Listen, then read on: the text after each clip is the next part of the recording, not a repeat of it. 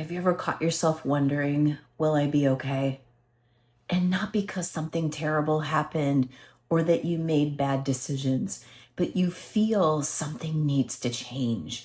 You're at that crossroads, right? Something needs to shift. Maybe you're wondering if you can leave your career, if it's time to expand your business, time to leave your business, or you want a life that's different than the one that you've built, right? And so there's this wondering, always wondering about, will there be enough? And can you actually live the way that you want to live? And so these are all the same question, but underneath it is still that burning desire to know, will I be okay? I've heard that question in one form or another, but what's funny is most people don't ask me that first. What they ask me is, can I afford to leave my job? Can I afford to grow or scale my business? Can I step back from what I'm doing? Can I actually live the life I want to live without feeling like I made a huge financial mistake? Can I really afford to make the change that I want to make? And how can I fund the life I really want to live? Underneath all of those questions lives the same fear. Will I be okay? Do I have enough? And I think it's one of the most important questions that you'll ever ask yourself. We tend to believe that once we have enough money or we get to some kind of financial status, that the questions go away, but they actually don't. I've worked with women of moderate means. I've worked with women who are struggling financially. I've worked with women who have a lot of money, multiple millions. And still, there's this feeling of feeling terrified, of feeling like I don't know if I have enough. And so, what that showed me over years of really studying and looking at this is that it's actually not about the money. It's not about the amount that's in the bank account, because we live in this world of not enough in the bank and also not enough of ourselves thinking that we're enough, and a not enough mindset, right? And so it really permeates everything that we do and we believe, and we've been taught this, we've been trained this. Society has told us and taught us for decades that we need to be responsible with money, that we need to save, that we need to own a house and not have any debt. And a lot of that's really good advice. But what it's done is had us actually defer to experts, to a colleague, to a partner, to family members, always asking other people, wondering what would they do, right? Or who knows better than me? And so there's this feeling that we're never enough. And we want to really create safety before we make a big move. But the fact of the matter is, it's impossible to do that as long as we're continually deferring our lives to other people or outside help or experts or gurus. Because at the end of the day, what's underneath the question of will I be okay is a lack of self-trust that you'll be okay no matter what, including in unstable times. I think most of us were taught how to be responsible with money, work hard, save, and make sure that we don't waste it and take care of everyone else, especially before ourselves. And somewhere along the way, we missed another important question, which is, how do I trust myself with my money? With my money. And responsibility and certainty actually aren't the same thing. And somewhere along the way, you became very good at asking, what does the expert think? What does the news have to say? What is the market doing today? How should I be with my money? What would so and so do with their money? What would my dad say? What would my partner say? What would my family say? What would my friends think? And so we just started to deferring to so many other people and people outside of us. What should I do? And those are all really reasonable questions. But the problem is we started deferring and outsourcing all of our decision making around how we live, who we are, and what we do with our money, and how to live the life we really want to something or someone else. And so we've reached that time when we really need to start taking a look at, what is it what do I believe?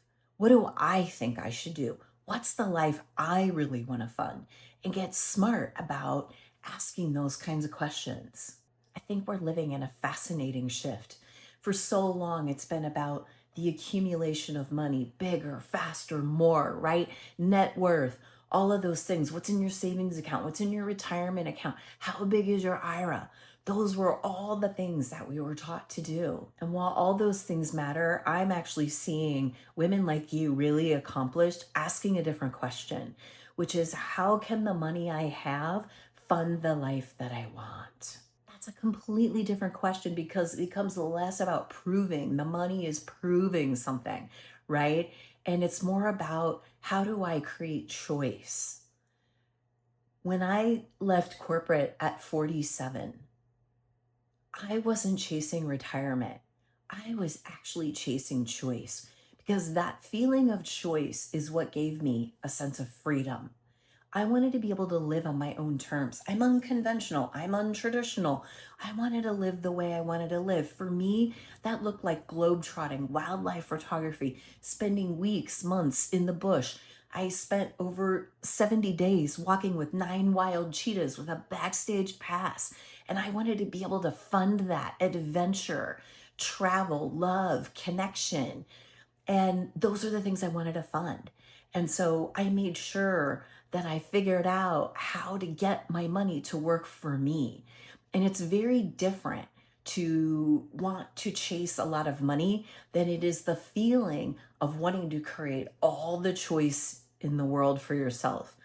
And one of the things that I've realized over the years and really looking at all of this is the difference between one of the big mental blocks or limitations inside of women between people that feel like they have nothing and people who feel like they have everything that are involved in philanthropic events that don't really think about money anymore is the feeling of having choice. So the people that don't have a lot of money feel like they have no choice. And then there's the people in the middle that feel like they have choice, but they're afraid to make them because they're unsure and they feel like they're going to make a financial mistake, right? And then there's the people that have means and you feel like you have choice, but you pause making them because you spent your entire life deferring to everybody else. And then there's the people, the mega wealthy at the top who have all of the choice and they choose to do something different, bigger than themselves, right? And so can you see that spectrum? It makes a lot of sense. And so what we're after here is really about, a life of choice. Because during my years, people thought I assumed I wanted to retire, but the truth was I wasn't done. I actually wanted to serve and help women with this kind of great inner wisdom that gave me so much sovereignty and the leadership that I was learning from the wildlife, from the elephant herds, from the lion prides.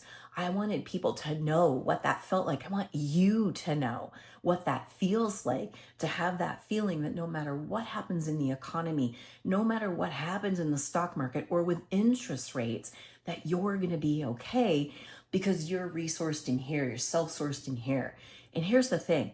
This is not just a mind shift, okay? This is a psycho-spiritual inner shift in the way we see ourselves, in the way we perceive ourselves, and also in our ability to create income, even if we're not tied to a paycheck. I just want to say that your definition of freedom is going to look really different than mine, and that's okay. But there's a reason and a promise why you started doing what you're doing, whether you have a job or you have a business or you're supported by a partner or a spouse, right? Is there's something that's calling you more that you want to be living into. And I think when we have a life of choice, we start to live into our full potential. For me personally, the thing that I've experienced as being the most depressing, the most costly, the most suffering and troublesome was when I felt like I wasn't really fully utilizing my potential. It felt like something was wasted. Can you relate to that? And so that's why money became so important to me, and the through line to full potential is because in this world, the way that it's shaped, that gives us choice. And choice gives us freedom. And freedom allows us to fund the life we really want to live. Isn't that the reason you really started whatever it is that you do to make money in the first place? And you've been very accomplished at it, and you're educated, and you're smart, and you're conscious, and you've been wondering why you can't figure this one out. Well, that's why I'm here. Okay. And that's what's so important about this moment right now, because we're shifting away from building for retirement. And I'm going to teach you and be with you on the path to learning how to create freedom. Okay, those are different things. And this time that we're in is fascinating and it's interesting, but it's also calling us into our sovereignty, into that inner strength that has us know we're going to be okay no matter what. That is the job of this time, no question about it. And so the question is less about retirement and more about how do we build a life? How do we build a life we want? Build a life you want. How do you build the life you want? And a life that reflects what matters to you, that's important to you, that gives you choice, that gives you freedom. And a life where the question, will I be okay, is answered because it slowly starts to lose its grip when you start to learn to trust yourself with your money. So if that question has been staying with you, I hope that you'll stay here with me. And because in the next videos, I'm going to explore it with you of what it means and what it takes to actually be financially certain, not just build money. We're going to do that too, but how to trust yourself in relationship to money, wealth, and prosperity. But we're going to explore together how to build trust in yourself, because the real risk isn't your money. It's not trusting yourself with it. That's the problem that I see. And I think the truth is that you deserve both. You deserve money and you deserve certainty and you deserve that self-trust. And so if the question, will I be okay, has been sitting with you for a long time, I've actually created something that in 5 minutes is going to help you figure out what's next. And so if you'll go to willibeokay.com, you could spell okay or okay, whatever you want, willibeokay.com. And I've created a tool that's me on money for you, given your situation. And I hope you'll play with that. And I would love to hear back from you what it is that you learn and find out and discover about yourself. Until next time, remember to trust yourself.